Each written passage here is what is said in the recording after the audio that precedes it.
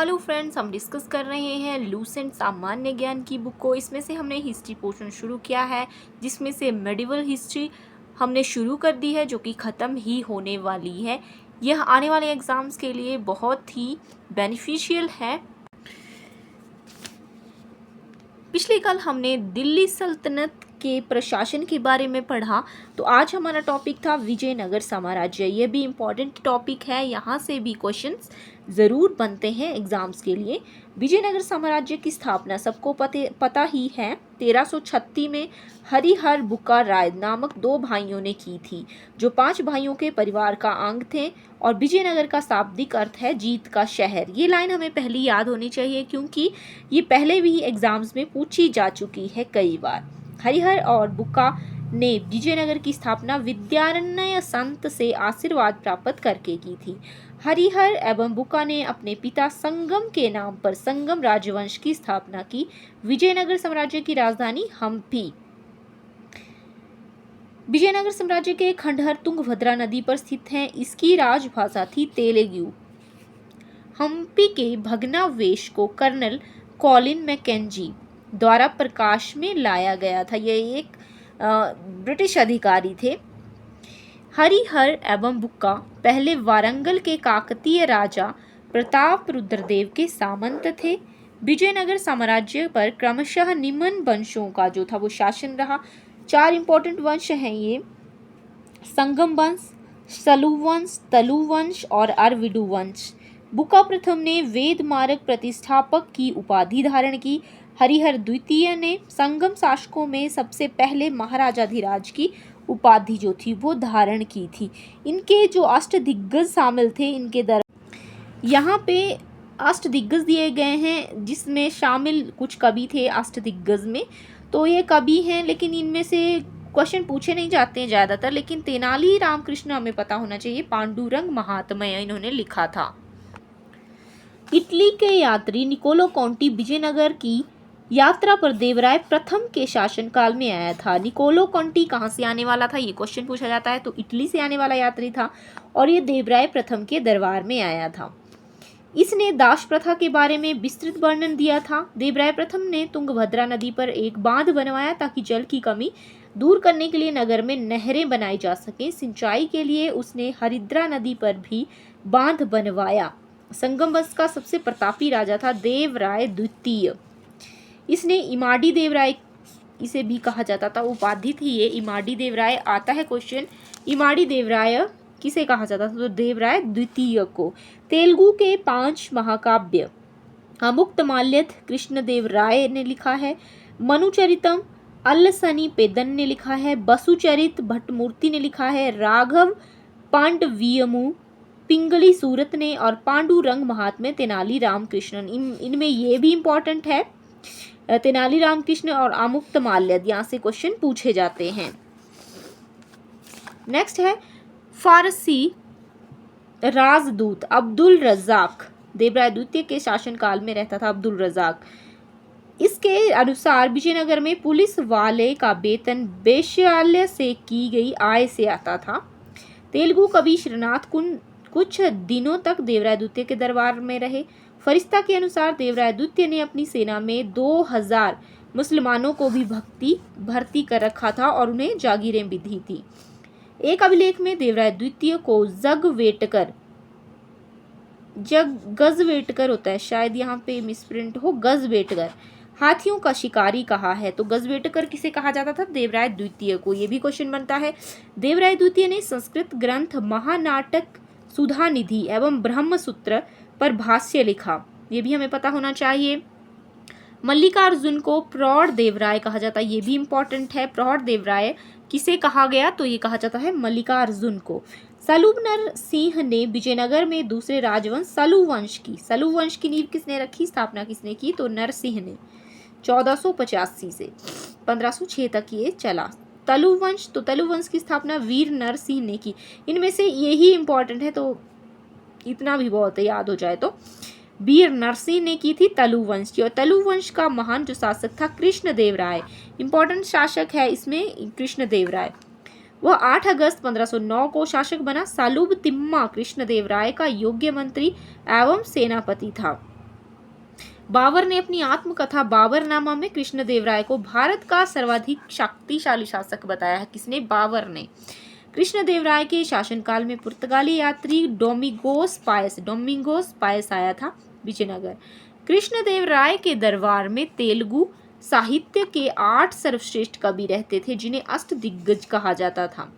तो ये अष्टदिग्गज तेलुगु कवियों में थे अल्लसनी पेदन, इनमें सब सर प्रमुख थे। ये जो संस्कृत एवं तेलुगु दोनों भाषाओं का विद्वान था। इसे तेलुगु कविता का पितामह किसे कहा जाता है? ये क्वेश्चन आ सकता है। तेलुगु कविता का पितामह किसे कहा जाता है? आंध्र कविता का पितामह किसे कहा जाता है? तो ये कहा जाता है अल्लसनी पेदन को। उसके शासनकाल में को तेलुगु साहित्य का क्लासिक एज भी कहा जाता है। कृष्णदेवराय के समय को तेलुगु साहित्य का क्लासिक युग भी कहा जाता है। कृष्णदेवराय ने तेलुगु में अमुक्तमाल्यद एवं संस्कृत में जाम्बत्ती कल्याणम और उषा परिणय की रचना की। बहुत ही इंपॉर्टेंट है ये क्वेश्चन, हमें याद होना चाहिए। कृष्णदेवराय ने तेलुगु में अमुक्तमाल्यद लिखा, संस्कृत में जाम्बत्ती कल्याणम लिखा और उषा परिणय। विजयनगर साम्राज्य में नंदीनागढ़ी लिपि का प्रयोग होता था। नागलपुर नामक नए नगर हजारा राम एवं विठल स्वामी मंदिर का निर्माण कृष्णदेवराय ने करवाया। इसके अतिरिक्त कृष्णदेवराय ने चिदम्बरम मंदिर, अंबारम में पार्वती का मंदिर एवं कांचीपुरम में वरदराज एवं एकम्बराज मंदिर का निर्माण करवाया। कृष्णदेवराय की मृत्यु 1529 में हो गई। कृष्णदेवराय ने आंध्र भोज, अभिनव भोज और आंध्र पितामह की उपाधियां जो थी वो धारण की थी। आंध्र भोज, अभिनव भोज और आंध्र पितामह कृष्णदेवराय ने। तलु वंश का अंतिम शासक कौन था? सदाशिव। राक्षसी तंगड़ी या तलिकोटा या बन्नीहट्टी एक ही नाम है का युद्ध कब हुआ? बहुत ही इंपॉर्टेंट है, ये कारण बनता है विजयनगर के पतन का। तो ये युद्ध हुआ था 23 जनवरी 1565 को, जिसे राक्षसी तंगड़ी का युद्ध भी कहते हैं, ये भी पूछ लिया जाता है। तालिकोटा का युद्ध भी कहते हैं और बनीहट्टी का युद्ध भी कहते हैं। 23 जनवरी 1565 को इसी युद्ध के कारण विजयनगर का पतन हुआ। विजयनगर के विरुद्ध बने दक्षिण राज्यों के संघ में शामिल था। कौन कौन थे? बीजापुर, अहमदनगर, गोलकुंडा, वीदर। इस संयुक्त मोर्चे का नेतृत्व अली आदिल शाह कर रहा था। ये भी आ सकता है कि इसमें कौन कौन शामिल थे, तो बीजापुर था, अहमदनगर था, गोलकुंडा था और बीदर था। इसमें बरार नहीं था, अगर आपको याद हो बरार भी एक राज्य था लेकिन वो इसमें शामिल नहीं था। और इन चारों का नेतृत्व कर रहा था अली आदिल शाह। तालिकोटा के युद्ध में विजयनगर का नेतृत्व राम राय ने किया था। तालिकोटा के युद्ध में विजयनगर का जो नेतृत्व किया था राम राय ने किया था। एक तरफ ये 4 राज्य थे और एक तरफ अकेला विजयनगर। विजयनगर के राजाओं और बहमनी के सुल्तानों के हित 3 अलग अलग क्षेत्रों में आपस में टकराते थे। तुंगभद्रा के दोआब में और कृष्णा गोदावरी के कच्छार में और मराठवाड़ा प्रदेश में। तालिकोटा युद्ध के बाद सदाशिव ने तिरुमल के सहयोग से पेनुकोंडा को राजधानी बनाकर शासन करना जो था वो आरंभ कर दिया। किसने? सदाशिव ने। विजयनगर के चौथे राजवंश अराविडु के बारे में है, तो ये इसकी स्थापना तिरुमल ने सदाशिव को अपदस्थ कर पेनुकोंडा में की। अराविडु वंश का अंतिम शासक था रंग तृतीय। अराविडु शासक वेंकट द्वितीय के शासनकाल में ही वोडेयार ने 1612 ईस्वी में मैसूर राज्य की स्थापना की थी। विजयनगर साम्राज्य की प्रशासनिक इकाई का क्रम घटते क्रम में इस तरह है। प्रांत मंडल को कोटम या बलनाडु, जिला नाडु, मेला ग्राम, 50 ग्रामों का समूह ऊर ग्राम कहलाता था। विजयनगर कालीन सेना नायकों को नायक कहा जाता था। इंपॉर्टेंट है ये भी। ये नायक वस्तुतः भूसामंत थे, जिन्हें राजा वेतन के बदले अथवा उनकी अधीनस्थ सेना के रखरखाव के लिए विशेष भूखंड देता था, जिसे अमरम, इनको एक भूखंड यानी कि भूमि का हिस्सा दिया जाता था, जिसे अमरम कहा जाता था। आयंगर व्यवस्था क्या थी? तो प्रशासन को सुचारू रूप से संचालित करने के लिए प्रत्येक ग्राम को एक स्वतंत्र इकाई के रूप में संगठित किया गया था। इन ग्रामीण इकाइयों पर शासन हेतु 12 प्रशासकीय अधिकारियों की नियुक्ति की जाती थी, जिनको सामूहिक रूप से आयंगर कहा जाता था। ये अवैतनिक होते थे। इनकी सेवाओं के बदले सरकार ने पूर्णतः लगान मुक्त कर देती थी और ये पद जो था वो आनुवंशिक होता था। विजयनगर आने वाले प्रमुख विदेशी यात्री कौन कौन थे, ये भी हमें पता होना चाहिए। इनमें सबसे इम्पोर्टेंट है निकोलो कोंटी, जो कि इटली से आया है 1420 में और उस समय शासक था देवराय प्रथम। अब्दुल रजाक फारस से आया है 1442 में देवराय द्वितीय के समय। नूनीस पुर्तगाल से आया 1535 में और अच्युत राय के समय। डोमिंगो पायस जो आया था पुर्तगाल से 1515 में कृष्ण देवराय के समय। बारबोसा पुर्तगाल से 1515-16 में कृष्ण देवराय के समय में। तो ये दो तो आसान है, डोमिंगो पायस और बारबोसा, ये दोनों पुर्तगाल से आए हैं और 1515 और 1516 के बीच ही आए हैं कृष्ण देवराय के समय। तो नूनीस पुर्तगाल से आया है अच्युत राय के समय और अब्दुल रजाक फारस से देवराय द्वितीय के समय। निकोलो कोंटी इटली से आया है देवराय प्रथम के समय। नेक्स्ट है, कर्णिक नामक आयंगर के पास जमीन के क्रय विक्रय से संबंधित दस्तावेज होते थे। विजयनगर साम्राज्य की आय का सबसे बड़ा स्रोत था लगान। भू राजस्व की दर उपज का 1/6 भाग थी। विवाह कर वर एवं वधू दोनों से लिया जाता था। विधवा से विवाह करने वाले इस कर से मुक्त हो जाते थे। उम्बली ग्राम में विशेष सेवाओं के बदले दी जाने वाली लगान मुक्त भूमि की भूधारण पद्धति थी। रक्त कोडगे कुटगी, ये आप पढ़ सकते हैं, यहाँ से भूमियों के ही प्रकार हैं। और नेक्स्ट है कि बेकृषक मजदूर जो भूमि के क्रय विक्रय के साथ ही हस्तांतरित हो जाते थे कुद्दी कहलाते थे।